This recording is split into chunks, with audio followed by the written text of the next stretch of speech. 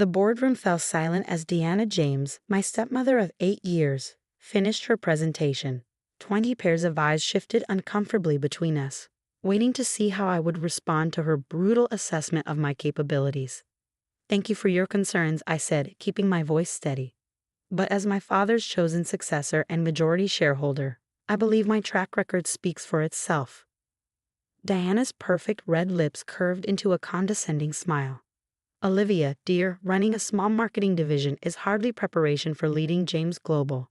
The board deserves a CEO with real experience. My name is Olivia James, and 2 months ago, my father's unexpected death thrust me into a battle I never wanted. Michael James had built James Global from nothing into a $4 billion technology empire, earning both respect and enemies along the way. I was his only child." Though Diana seemed determined to make everyone forget that fact. "Your marketing division, while quaint," Diana continued, clicking to another slide, "represents less than 2% of company revenue. Meanwhile, the divisions I've overseen have shown consistent growth of 15% year over year." What she didn't mention was how those divisions had achieved such growth. I discovered the truth 3 days ago, hidden in an encrypted folder on my father's personal laptop. But I kept my face neutral, remembering his final words to me. "The timing matters, Liv," he'd said, clutching my hand in his hospital room. "Promise me you'll wait for the right moment." Now, watching Diana lay out her case for why she should be named CEO, I understood what he'd meant. She was confident, too confident. She thought she had it all figured out: the board, the numbers, the perfect plan to push me aside. Furthermore, Diana gestured to another chart. "Olivia lacks the international experience crucial for our expansion plans. She's never even lived abroad, while I spent 5 years managing our European operations." I caught Thomas Chen, my father's oldest friend and board member, watching me with concern. He'd been trying to warn me for weeks that Diana was planning something. I gave him a slight nod, letting him know I was okay. "I moved to call a vote," Diana announced. "For the good of the company, we need to act quickly. The markets are watching." "This is highly irregular," Thomas protested. "Michael's will was clear about succession." Diana's smile didn't waver. "Wills can be challenged when there's clear evidence of diminished capacity. Michael was ill for months before he passed. His judgment was compromised." The accusation hung in the air. My father, the brilliant strategist who had outsmarted competitors for decades, supposedly too addled to know what he was doing when he named me his successor. "I have documentation," Diana continued smoothly, "from his doctors about his condition in those final months, and statements from several key employees about concerning decisions he made. All fabricated, of course, but the board didn't know that. They'd seen my father's decline, watched him grow weaker. Diana had made sure she was always by his side, controlling who could visit, what medications he received. I opened my laptop, pretending to review some notes while actually checking the surveillance feed from Diana's office. Right on schedule, Marcus Foster, her right-hand man, was letting himself in with the key she'd given him. In exactly 17 minutes, he would find what I'd left for him to find. "Perhaps," I said carefully, "we should take some time to review all the documentation, including my father's personal records." Diana's eyes narrowed slightly. "I don't see the need for delay. The situation is clear." "Is it?" I asked, watching a live feed as Marcus began searching Diana's office. "Are you sure there isn't anything else the board should know before making such an important decision?" She caught something in my tone, a hint of challenge that made her pause. For a moment, uncertainty flickered across her perfect features. Then her phone buzzed, a text from Marcus. I knew what it said. "We have a problem." Diana glanced at her phone, then back at me. The first crack in her composure appeared. "Maybe," I continued, "we should discuss the real numbers behind those growing divisions, the ones that don't appear in official reports." Color drained from her face. "I don't know what you're implying." "No implications," I said calmly. "Just facts. Would anyone like to see them?" I reached into my briefcase and pulled out a thick folder, copies of everything I'd found in my father's hidden files. Evidence of Diana's elaborate scheme to inflate profits, hide losses, and systematically loot the company's assets. "This meeting is adjourned," Diana announced abruptly, standing up. "We'll reconvene when everyone has had time to." "Sit down," I said quietly. "We're not finished." The authority in my voice, so like my father's, made her freeze. The board members watched in stunned silence as I opened the folder and began laying out documents. 3 years ago, someone began manipulating the books in our European operations. The next hour was surgical. I walked the board through Diana's elaborate fraud, document by document, revealing how she'd systematically looted the European divisions while cooking the books to show record profits. These statements, I said, pulling up more files on the display screen, show transfers to offshore accounts controlled by shell companies. Companies that, coincidentally, were all registered by Diana's brother in the Cayman Islands. This is absurd, Diana snapped, but her voice wavered. These documents are clearly fabricated. Are they? I turned to face her directly. Like the medical records you fabricated about my father's mental state. I clicked to the next slide, surveillance footage from my father's hospital room. Diana's face went white as she watched herself on screen, arguing with my father's doctor. I need you to adjust his medication records, she was saying. Make it look like his cognitive function was declining faster than it was.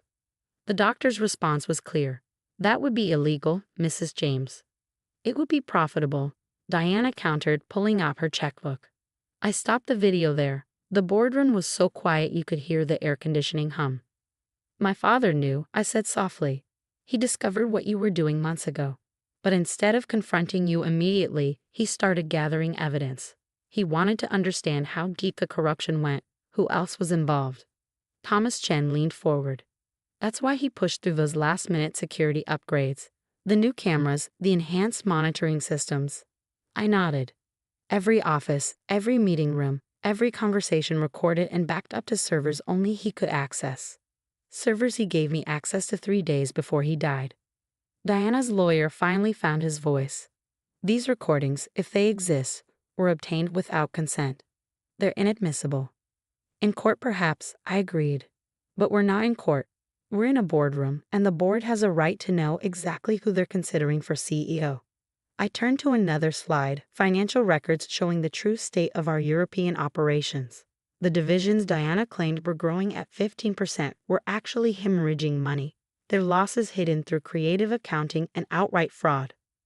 The real numbers, I continued, show losses exceeding $300 million. Money that was siphoned off through a complex network of shell companies and fake vendors. Would you like to explain that, Diana? She stood up abruptly, gathering her papers. I don't have to listen to these slanderous accusations. My lawyers will. Sit down, I repeated, my voice harder now. You wanted a vote on leadership. Let's have one. But first, let's make sure the board has all the facts. I clicked through more evidence, emails between Diana and her conspirators, bank statements showing the stolen funds being moved through multiple accounts, and finally, footage of her meeting with competitors, selling them our trade secrets. Your stellar performance reviews, I added, the ones you've been using to justify your leadership bid. Let's look at how those were really achieved. More surveillance footage played. Diana threatening employees, promising promotions in exchange for false statements about my capabilities, orchestrating a systematic campaign to undermine my position in the company. Enough, Thomas Chen said firmly. I think we've seen sufficient evidence. He turned to Diana, his expression cold. Mrs. James, given these revelations, I believe it would be best if you resigned immediately. Diana's lawyer touched her arm, whispering urgently, but she shook him off. This isn't over, she hissed at me. You have no idea what you're doing, you stupid girl. I smiled slightly, remembering all the times she called me that over the years.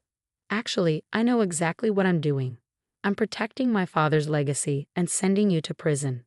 On cue, the boardroom doors opened. 2 FBI agents stepped in, followed by forensic accountants who had been waiting to seize Diana's records. Mrs. Diana James, one agent announced, you're under arrest for securities fraud, embezzlement, and conspiracy. I watched as they led her away in handcuffs, her perfect composure finally shattered. The board members sat in stunned silence until Thomas cleared his throat. Well, he said, I believe we still have a leadership vote to conduct.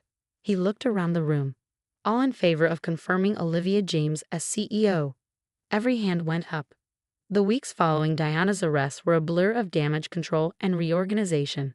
The press had a field day. Jamie's Global Jurai Ima. Stepmother's plot foiled by founder's daughter, and corporate COUP, attempty NDs in handy CUFFs.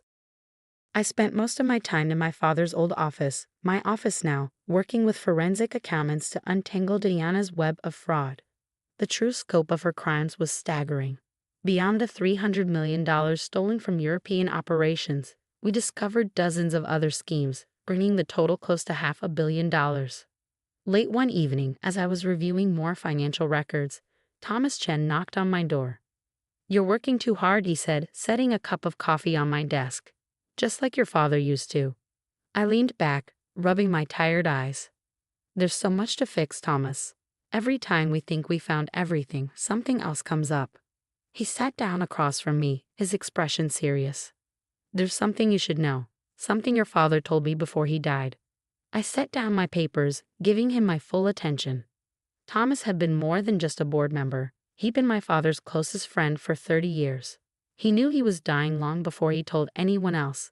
Thomas said quietly, even before Diana started tampering with his medical records, but he needed time to put everything in place, to make sure you would be ready. Ready for what? For this, he gestured around the office. He knew Diana would make her move as soon as he was gone. That's why he installed those cameras, gave you access to his private servers. He was building your case for you. I felt tears threatening but held them back. Why didn't he just confront her himself? Why let her keep stealing? Because he wanted more than just to stop her. He wanted to make sure she could never hurt anyone again. And Thomas smiled slightly. He wanted to give you the chance to prove yourself to everyone who ever doubted you. The next morning, I visited Diana in prison. She sat across from me in her orange jumpsuit, her perfectly maintained appearance now showing signs of strain. "Come to gloat?" she asked, her voice bitter. "No," I replied calmly. "I came to ask why. You already had everything, the lifestyle, the status, my father's trust.